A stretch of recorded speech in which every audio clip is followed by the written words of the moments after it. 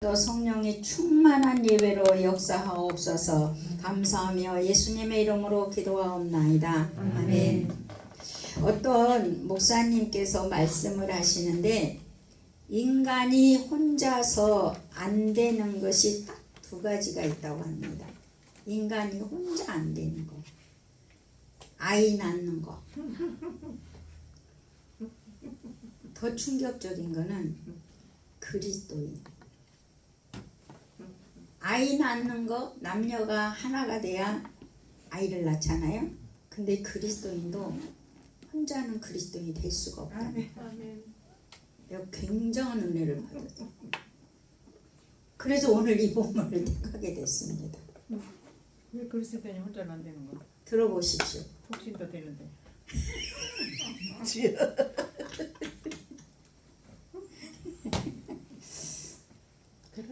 자, 가정도 혼자만 안 만들어지고 교회도 혼자서는 못 만든다는 거. 아멘.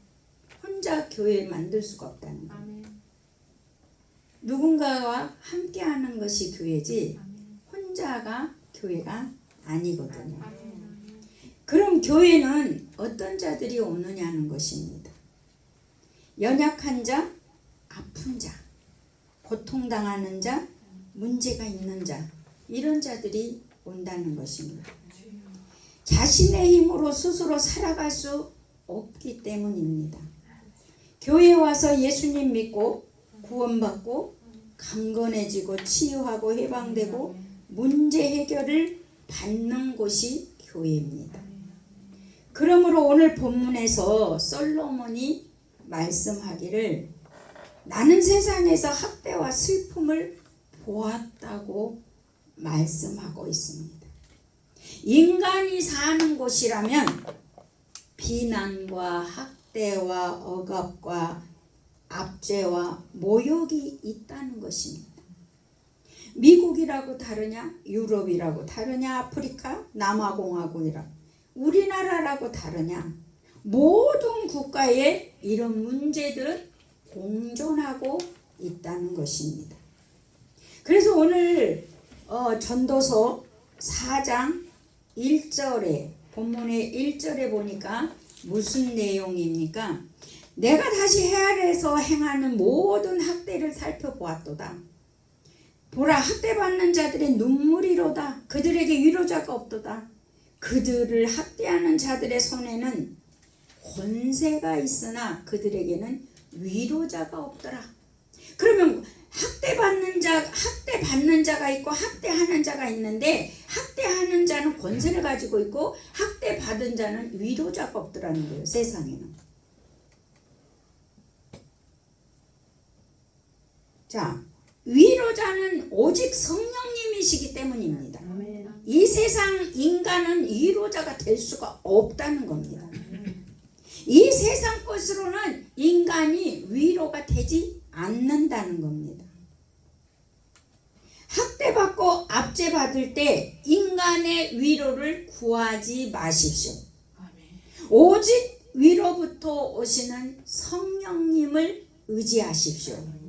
그런데 이 학대와 억압은, 압제는, 비난은, 시험거리를 주는 거는요, 내 의사와 상관없이 온다는 겁니다. 여러분, 그걸 원하는 사람 세상에 어디 있어요? 아무도 없어요. 근데 내가 원하지 않지만 오는 거예요. 우리는 여기에서 인간의 위로를 증명해 보이려고 여러분 애쓰지도 말고 위로를 구하지도 마십시오. 아멘. 내가 학대받을 사람이 아니라고 여러분 증명할 필요도 없습니다. 왜? 세상에서는 절대로 증명이 되지 않기 때문입니다. 우리 주님만이 하실 수 있습니다. 주님만이 위로자가 되고 주님만이 진리로 우리를 드러내 주실 것입니다. 2절에 보십시오. 2절에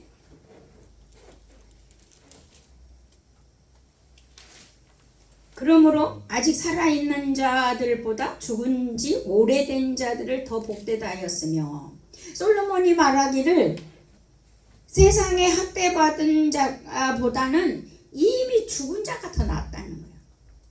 죽은 자가 행복하다는 거예요. 왜요? 죽은 자는 말이 없어요. 죽은 자는 아프지도 않습니다. 죽은 자는 모릅니다. 학대를 모릅니다. 그래서 죽은 자가 행복하다라고 얘기하고 있습니다. 죽은 자는. 그런데 놀라운 사실은 3절에 또 이 둘보다 아직 출생하지 아니하여 해 아래에서 행하는 악한 일을 보지 못한 자가 더 복되도다. 그러니까 아직 출생하지 않는 자가 더 복되다는 거예요. 세상에 나오지 않는 자가 더 복되다고 그래요. 왜? 그는 세상의 악을 안 봤으니까. 그러니까 우리가 세상에 태어난 것 자체가 악의 세상에 태어났잖아요.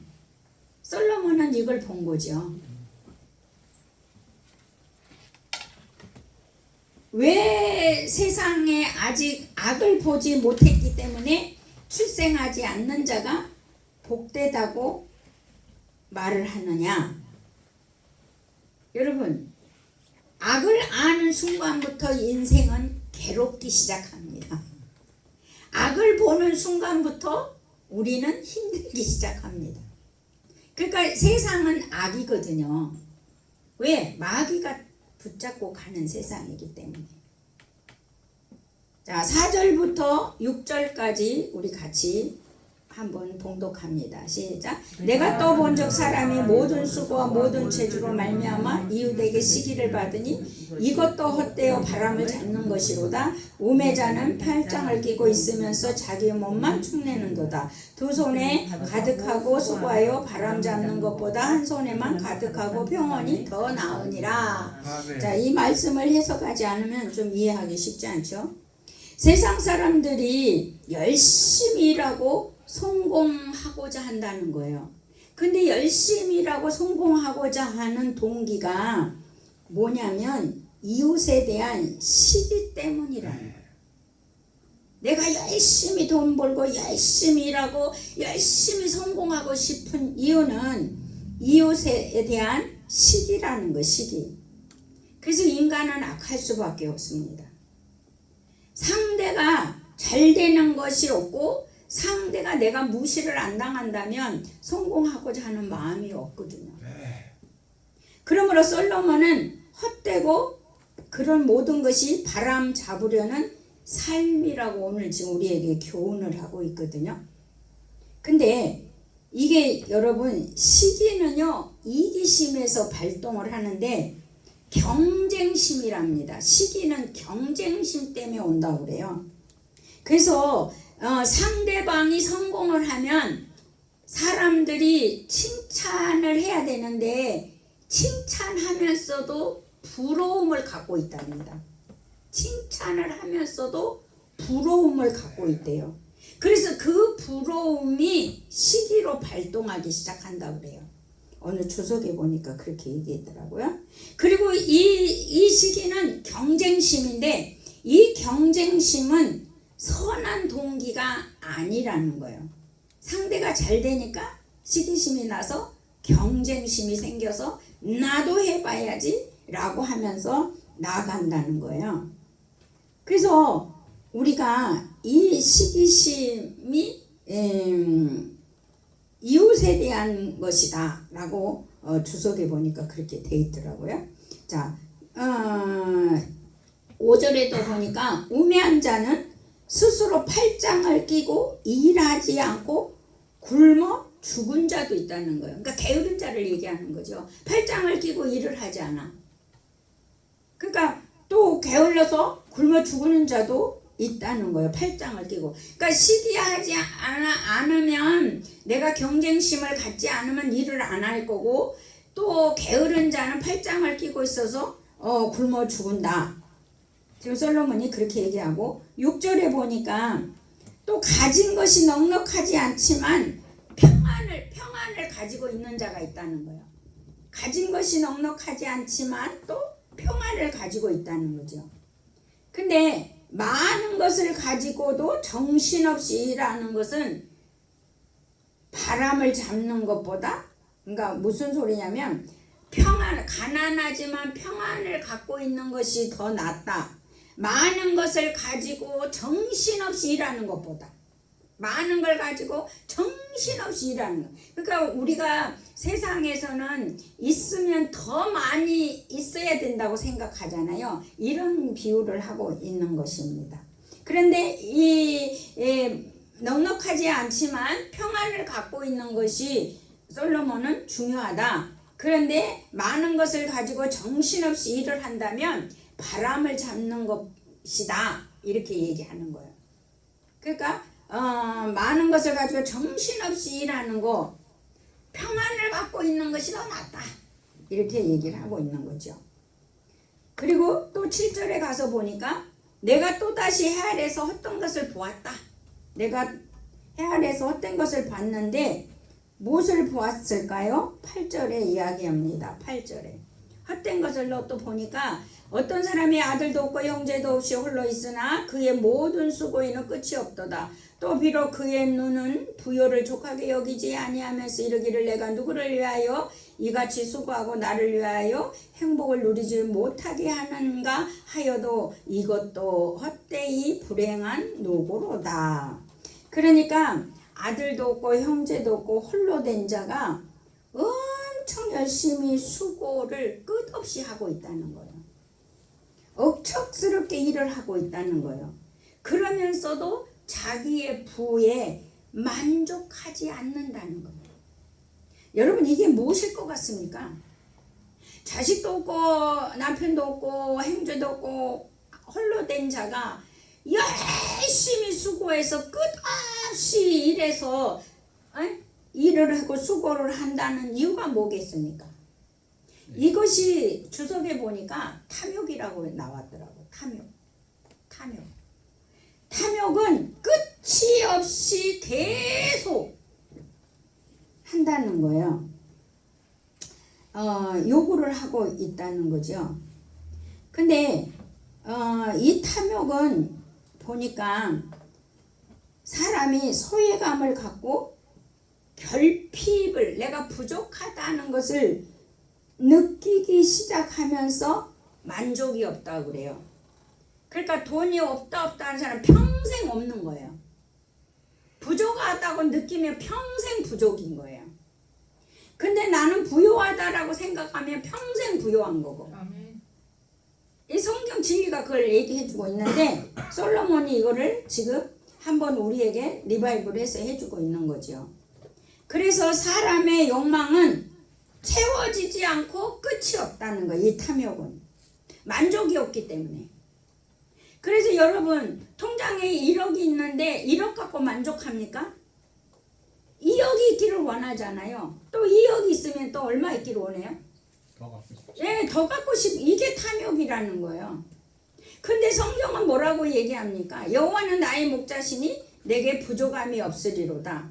우리는 항상 아버지 것이 내 것이기 때문에 우리는 부족함이 없는데 늘 부족하다라고 생각하고 산다는 거야. 근데 우리는 거듭났잖아요. 새로운 피조물이죠. 우리는 거듭난 인생들은 부족하다는 생각을 이미 버리고 산 사람입니다. 그것이 부족하다고 생각하는 사람들이 아닙니다. 이건 솔로몬이 과거에 메시아가 오기 전에 자기가 세상을 바라보면서 자기 생각을 쓴 거죠. 그렇다고 이 솔로몬이 쓴 것이 오늘날 우리한테는 교훈이 없다는 얘기가 아니기 때문에 교훈을 하고 있기 때문에 오늘 저도 이것 가지고 설교를 하고 있는 거죠. 자, 그래서 이 탐욕은 즐거움을 마다한다는 거예요. 만족을 마다하고. 그 누구를 위하여 이렇게 열심히 일하냐? 이게 헛된 일이고 불행한 일이라는 거예요.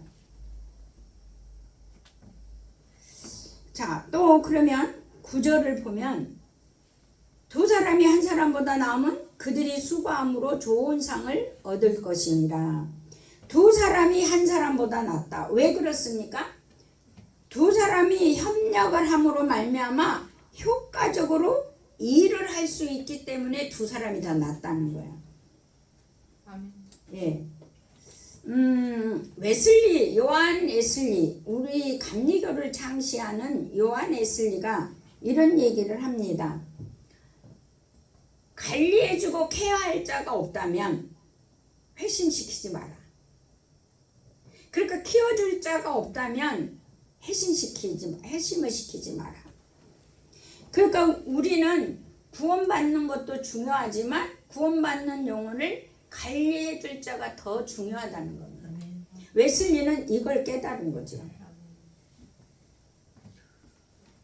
자, 10절을 또 보면 혹시 그들이 넘어지면 하나가 그 동물을 붙들어 일으키려니와 홀로 있어 넘어지고 붙들어 일으킬 자가 없는 자에게는 화가 있으리라. 그러니까 한 사람이 넘어지면 다른 사람이 도와줄 수 있는데 혼자 있다가 넘어지면 도와서 일으켜줄 자가 없는 자는 화가 있다는 거예요. 그러니까 혼자 집에서 유튜브로 신앙생활 하는 사람은 이게 안 되겠죠. 교회는 서로 도와가면서 일으켜주면서 서로 보듬어주면서 가는 게 교회라는 거예요. 시기 질투가 아니라. 예. 그래서 내가 말하고 있는 것이 내가 도움을 주고 있냐, 내가 사랑의 말을 하고 있냐, 하나님의 본성을 풀고 있냐, 항상 우리는 신경을 써야 됩니다. 그런데 저도 보니까 이게 함부로 저도 26년 만에 예수를 믿었잖아요. 태어난 지. 그렇기 때문에 26년 동안 길들여진 그 언어가 엄청나게 내 인생을 우지자주하면서 지금도 보면은 내 습관대로 가려고 하는 것들이 많은 걸 볼 수가 있어요. 그러니까 우리가 정신 차리고 근신하여 신앙생활 하는 겁니다. 아멘. 늘 근신하고 정신 차려야 돼. 왜? 사단은 꽉 하면 우리가 편하게 살았던 옛사람으로 이끌어주잖아요. 그런데 우리는 그 이끌음을 거절하고 우리는 새 사람 속에서 반응하는 훈련을 스스로 하지 않으면 우리는 그들의 사단의 밥이 될 수밖에 없기 때문입니다. 그래서 우리가 일으켜줄 자가 없다면 그 사람은 뭐하는 사람? 화가 있는 사람이다. 그러니까 혼자서 가정도 못 만들고 혼자서 기독교인도 될 수가 없다는 거예요. 예. 그러니까 가정도 사람이 함께해야 가정이 되는 거고 그리스도인도 함께해야 그리스도인이 된다는 겁니다. 아멘입니까? 네. 그러니까 여러분이 우리가 함께하는 교회에 이렇게 10명 정도가 이렇게 있을 때 서로가 귀중해요, 안 귀중해요? 무지하게 귀중한 거죠. 그러니까 우리가 서로 도울 수 있어야 되고 서로 말없이 품어줘야 되는 거야. 그 사람이 어떻든 간에 우리는 품고 서로 갈고 일으켜줘야 되는 상황이 있잖아요. 우리가 한 울타리 있을 때는. 근데 울타리 밖에는 그렇지 않아도 우리가 문제가 생기지 않는데 울타리 안에 있을 때는 우리가 그것이 금방 드러난다는 거죠. 예. 자, 11절 또 보시면 또 두 사람이 함께 누우면 따뜻하거니와 한 사람이면 어찌 따뜻하랴. 그러니까 여러분 제가 옛날에 연립에 제가 신방교사 할 때 3층 옥상이 있는 집 스라브 집에서 살았어요. 겨울만 되면 추워서 살 수가 없는 거예요. 옛날 스라브 집이었기 때문에. 그런데 우리 엄마나 누가 와서 같이 자면 그렇게 안 추운 거예요. 그렇죠. 여러분 36도 5도하고 70도가 같이 잘 때 그 따뜻함이 어떤 것 같아요? 저는 그거 체험했어요. 여러분. 그래서 두 사람의 온도는 70도기 때문에 따뜻합니다. 예. 그래서 우리가 두 사람이 함께 누우면 따뜻하거니와 한 사람이면 어찌 따뜻하겠느냐. 그러니까 한 사람으로는 우리가 당해낼 수가 없다는 것을 또 12절에 얘기해요. 한 사람이면 피하겠거니와 두 사람이면 맞설 수 있나니 세 겹줄은 쉽게 끊어지지 아니하느니라. 아멘. 그러니까 한 사람으로는 당해낼 수 없지만 협공을 한다면 능히 막아낼 수가 있다는 거예요. 그리고 삼겹줄은 끊어지지 않는다. 그러니까 우리가 연합하고 하나 되면 그만큼 뭐 한다는 거예요? 힘이 된다는 거예요. 예. 넘어지지 않고 그리고 함께하는 교회가 삼겹줄이 되도록 끊어지지 않게 우리가 해야 되겠지요. 예, 넘어지지 않게. 예. 그 다음에 13절에 보면 가난하여도 지혜로운 젊은이가 늙고 둔하여 경고를 더 받을 줄 모르는 왕보다 나으니. 자, 23절은 해석이 필요한데요. 가난하지만 지혜로운 젊은이가 있다는 거예요. 그런데 늙고 둔하여서 경고를 받을 줄 모르는 왕보다는 가난하고 지혜로운 젊은이가 훨씬 낫다는 거예요. 그러니까 남의 조언을 받지 않고 남의 도움을 안 받으려고 하는 사람은 뭐예요? 비교하고 있는 거죠. 우리가 받을 때는 받아야 된다는 거예요. 도움을 받을 때는 받아야 된다는 거예요. 근데 여기서 늙고 둔하여 경고를 더 받을 줄 모르는 왕. 아무리 주의가 높아도 이런 그 조언을 안 받아들이면 차라리 가난하고 지혜로운 젊은이가 훨씬 낫다라고 얘기를 하고 있습니다. 그 다음에 14절 아니 우리 지금 14절 15절 14절 보면 그는 자기의 나라에서 가난하게 태어났을지라도 감옥에서 나와 왕이 되었습니다. 그러니까 가난하고 그러니까 소년이 가난하게 태어났어도 감옥에 갔어도 그러니까 가난하게 태어난 데다가 감옥에 갔을지라도 뭐 성공할 수 있다는 거예요. 그리고 왕이 될 수 있도록 또 성공할 수가 있다는 얘기가 되거든요. 여기서 왕이 되었습니다 이 말은. 그러면 15절에 내가 본즉 해 아래서 다니는 인생들이 왕의 다음 자리에 있다가 왕을 대신하여 일어난 젊은이와 함께 있고, 그러니까 이 가난하게 태어나서 감옥에 갔을지라도 그가 소년이 왕이 될 수 있을 만하니까 세상에 사는 인생들이 왕자리에 올라갈 것 같은 이 젊은이를 따라다닌다는 거예요. 이것도 솔로몬은 헛되다는 거예요. 뭐 될성 싶으니까 따라다니는 것도 안 된다는 거예요.